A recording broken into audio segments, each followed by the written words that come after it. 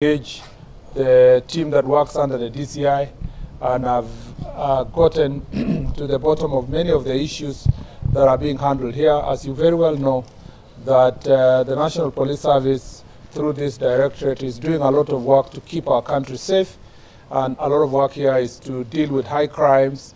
You deal with issues of terrorism, narcotics, among others. I am very happy that the teamwork that has been shown here in all agencies within the National Police Service has led to the results that we have in the country. It's very well known that our country is safer than ever before, and that safety is because of the effort that has been done by National Police Service. We may be having challenges in some parts of the country, but a lot of work has been done in the last few years to make sure that we keep our country safe. I am also happy that I visited the forensic lab. This is a very important strategic facility, one of its own kind in the region, and it's contributing immensely to the use of science and technology to make sure that crimes are detected and criminals are apprehended. Through this lab, we believe that we are going to leverage on technology to make sure that we protect our country and keep our people safe. So as a result of my visit today, we have agreed that the work of equipping this laboratory must go on. In the next budget, we are working with the National Treasury and Parliament to make sure that the full operationalization of this laboratory is achieved. We are also working with the universities and colleges to continuously train new experts. And we are in discussion with the National Police Service Commission to see how we can be able to retain the experts, because there is a very huge flight of experts, because they feel like when they reach a certain level, they feel like we are not really compensating them as we should. We are going to come up with a mechanism for training, but also to ensure that retention of those experts is going to be achieved. We want our area of emphasis is actually training. For so many years, we haven't really put enough budget in terms of training more experts and retraining those who are at work. We want to, again, working with the National Assembly and together with the National Treasury, training is going to be enhanced, and to make sure that we revitalize the training facilities and the training academy for this Directorate of Criminal Investigations, so that we get our experts and our officers always being ahead of the criminals, and to make sure that we keep our country safe. So I'm very happy to be here. This was a normal familiarization tour within the department itself, and also engaging the human resources. What's important in any institution is to understand the people that work and drive the agenda of the institution. And I have had a very good engagement with the various officers who are manning different directorates and different departments and different units. And I want to say that to thank them for their very, very warm reception, and want to assure you that our country is very safe. Thank you very much. Asanteni sana. Kwa Kiswahili tu tunaomba kujua siku ya Jumamosi. Naitwa Eric Orenga kutoka Citizen Radio. Kwa Kiswahili naomba labda uzungumzie swala la Dodanyang. Okay. Na siku ya Jumamosi kwamba hadi sasa hatujui watu wangapi waliathirika, na labda kwa sasa serikali inafanya nini ili tujue ni wangapi. Okay, pengine tuchukue maswali tatu hivi. Moja ni ya Dodanyang. Waziri, langu ni Meja William kutoka TV47. Pia unaweza tupa update kuhusiana na swala la Haiti. Yeah, swala la Haiti. Okay.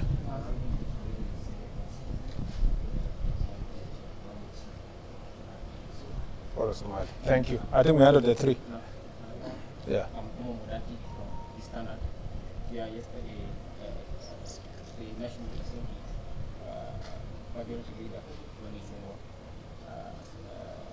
about the issue of dumping, of dumping waste in the city. Okay. So let's deal with the four.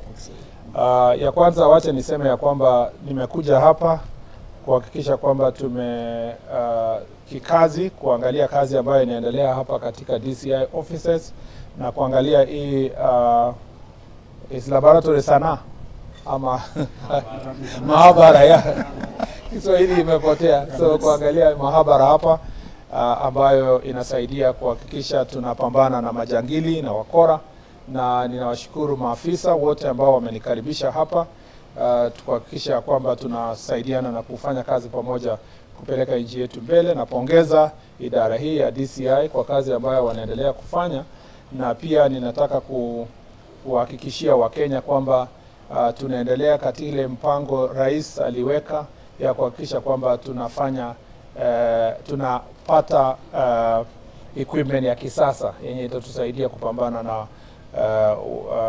mambo ya crimes katika nchi yetu. Kwa maswali ambayo imeulizwa, kwanza ni shida ambayo ilitupata pale Todonyang. Ningependa kwanza kusema ya kwamba tunaendelea kuambia pole mafamilia ambao hawajapata ndugu na dada zao kwa wakati huu, kwa sababu ya ile kazi inaendelea kuwatafuta penye walipo. Wakenya wengi sana pengine hawajui Todonyang nini inaendelea huko, na watu wachache sana wamewahi kusafiri kwenda huko. Kwa miaka 14 hivi nilipofika Todonyang niliambiwa kwa miaka 14 iliyopita waziri wa mwisho kuwa katika Todonyang ilikuwa mwaka 14 iliyopita. Na kwa hivyo kwa mara ya kwanza kwa miaka 14 walikuwa wanaona kiongozi wa serikali katika level ya waziri kuwatembelea, na nilisikiza mambo yao. Todonyang ni border area ambayo ni ya maana sana katika taifa letu, na ningependa kusema ya kwamba ile uhusiano ya wananchi kutoka Merile, Dasnach kwa upande wa Ethiopia na ya Kenya imekuwa ni vizuri, kwa sababu ni watu wanajuana pamoja, wanafanya kazi pamoja. Kuna biashara 3 inaendelea katika kona hiyo. Ya kwanza ni biashara ama ile hali ya uchumi ya mambo ya uvuvi. Hiyo uvuvi Lake Turkana ni ya maana sana katika uchumi ya sehemu hiyo, na unaona kwamba wananchi kutoka Ethiopia na Kenya wanashirikiana wakivuka upande ule na kuvuka upande huu mwingine bila kizuizi chochote. Na ya pili ni kwamba biashara inaendelea huko ni ya livestock, mambo ya ufugaji, na hawa pia wanafanya pamoja wakivuka upande wa Ethiopia na kuja Kenya bila shida kubwa sana. Ya tatu ni mambo ya biashara. Wanafanya biashara, duka zenye ziko Ethiopia na duka zenye ziko Kenya zinawasiliana katika biashara katika sehemu hiyo. Na hii Jumamosi iliyopita kwa bahati mbaya kuna mkora moja alienda kuleta shida katika sehemu ya upande ule wa Ethiopia kutoka Kenya, na tuna habari ambazo tunazo ni kwamba akawaua watu 3 kutoka sehemu ya Ethiopia. Na kwa ile retaliatory attacks inasemekana kwamba Wakenya wakavamiwa katika upande wa Ethiopia kwa lake yenyewe ya Lake Turkana, na kwa sababu ya hiyo hatujajua kwamba walivamiwa, wangapi waliumia, nini ilifanyika, lakini inakusudiwa kwamba kutokana na ile idadi ya watu ambao wamepotea ama familia zao wanasema hawajawaona, tuna zaidi ya watu 20. Jana Jumatatu nilienda Todonyang, tukakuwa na mkutano na tukaweka mpango kabambe ya kuhakikisha kwamba tunawasiliana na Ethiopia. Tuesday niliporudi hapa Nairobi, hiyo ni juzi, tulikuja kufanya mambo ya diplomasia ya kuongelesha serikali ya Ethiopia kutusaidia, na kwa sababu ya hiyo kazi hiyo Jumanne usiku timu yenye niliwache Todonyang iliweza kukutana na serikali ndogo ya upande wa Ethiopia, na kukubaliana jana watafanya ile msako. Walifanya msako jana kutoka saa 8 afternoon, na kama vile niliandika katika taarifa kwa media houses ni kwamba miili 2 ilipatikana na postmortem imefanywa na burial imefanyika kwa wale hao wawili ambao miili zao zilipatikana. ile kusaka inaendelea leo kutafuta na tutapata habari na anytime I get the news, I want to say that I will report to the country. So I want to confirm that so far, thanks to the government efforts, diplomatic efforts, and the team that I set up in Todonyang, plus the team that comes from Ethiopian government, and going through our whole government approach, we've been able to speak to the Ethiopian government, and we're working together. Our local administration, the team set up in Todonyang, together with the local administration on the other side of Ethiopia, are working together, and I appreciate both of them for working together to search and rescue those who may be alive, and if unfortunately those who have passed away, to find their bodies. Unfortunately, yesterday in this search, we found that already 2 bodies were found, and the postmortem was done, and samples taken, and the families were, the bodies were buried, and more search is going on today, and we'll be updating the country as it goes on. This is a very regrettable situation. It's a very sad occurrence. Unfortunately, it happened outside our territory, so we had very little control as Kenyan authorities ourselves because of what happened. It happened on the part of Ethiopia. And so we needed a lot of negotiations to have access on that side, and I'm glad that the Ethiopian government assisted us to work on access. I just want to say also that this scenario where the citizens of Ethiopia and Kenya keep crossing the border for economic activities, as I've already said, that there are 3 very important economic activities, which is pastoralism and livestock keeping, and the question of trading across the border, and also fishing across the border within the Lake Turkana has been going on for many years. And unless there is a trigger, like in this case, there was a trigger on a criminal who went from our side to Ethiopian side and caused this situation, there would be no retaliatory attacks of this magnitude.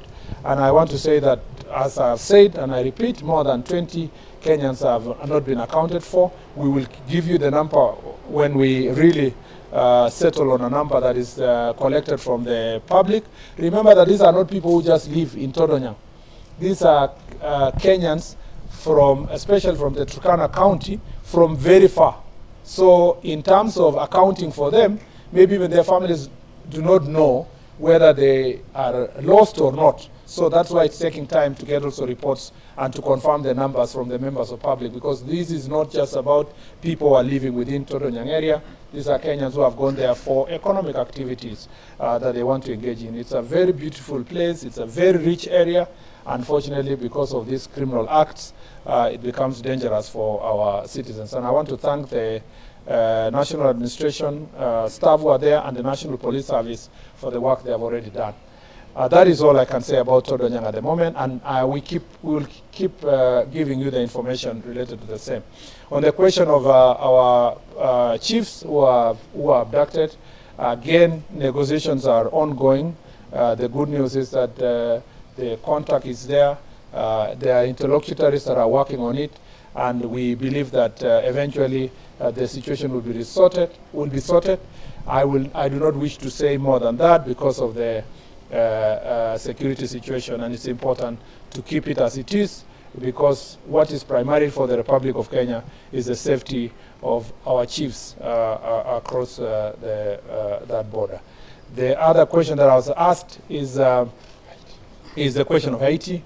Again, the team that has our police officers that have gone to Haiti are now up to 700 and is it 44? Yeah, 744.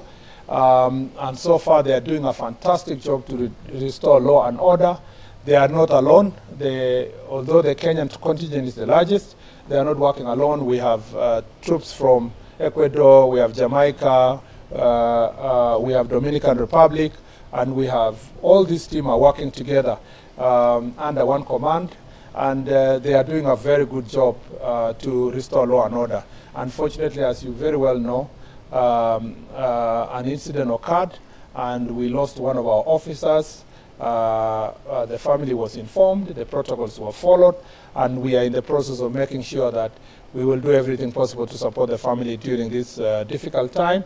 And I want to assure the people of Kenya that despite that setback, you know, the country and our officers are doing a fantastic job. And since we are here with the media houses, I wanted to say this, that let's also be sensitive when reporting these issues. And let's also be sensitive when you are discussing your country on security issues.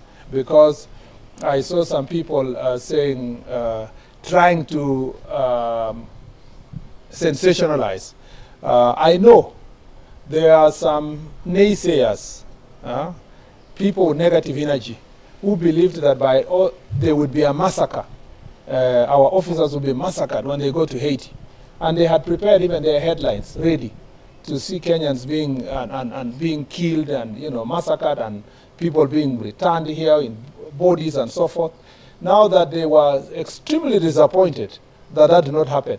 One incident like the case that happened recently is now being sensationalized because there was already a script in place that wanted to do so. I want to tell those very few naysayers that you must always, and I keep insisting, you must separate your political competition, your hatred for those who are in governance at the moment, and your country. Your country is bigger than the local small-time politics. We must, all of us, give support to our police officers who have gone to Haiti. They are going there for a great mission, to a great calling. And even once they are there, they are also not there for their own. They are there for us and for the world. And when they come back, the experience they will have got in handling that situation, the training also they will have got, the upscaling of their expertise, will benefit the people of Kenya in the long run. So it's something that we must be very proud as a country that we've been able to respond to that calling. The last one was, yes. On the incident of dumping of waste at KPLC offices, first of all, that is primitive. That is unacceptable. There is a consensus in the country that that was the most primitive thing anyone can ever do. And we actually condemn that behavior in the highest terms possible. I don't know even the words I can be able to use. I mean, the county government of Nairobi has the responsibility of keeping everybody in Nairobi safe. They have also a very important responsibility of public health, of making sure that we are living in a country that is safe from diseases. You know, you come and dump waste so that people can get diseases like cholera and so forth. That was totally uncouth. It's uncalled for. It is unacceptable. And from day one, the National Police Service responded. You know, responded from the very day one. Perhaps we did not do the publicity as it should be, but at a very highest level, there was a report that was made by from the KPLC. That report led to arrest of some of the officers from this Nairobi for questioning, and also the lorries, some of the lorries have been detained in the police station and so forth. We're going to be giving that information. Perhaps that information was not in Parliament by the time there was a debate yesterday, and we have agreed that as a ministry, working with the National Police Service, we'll put together the information, the process that is going on, and submit it to Parliament for noting and for further action, even as we continue investigating those who performed that act. That is not how governments work. A government cannot behave like a criminal gang and expect the citizens to obey the law. That should never happen, and we regret that it happened, and we are going to take action to whatever level necessary to ensure that the persons who planned, who executed, who are actually charged in a court of law. Asanteni sana.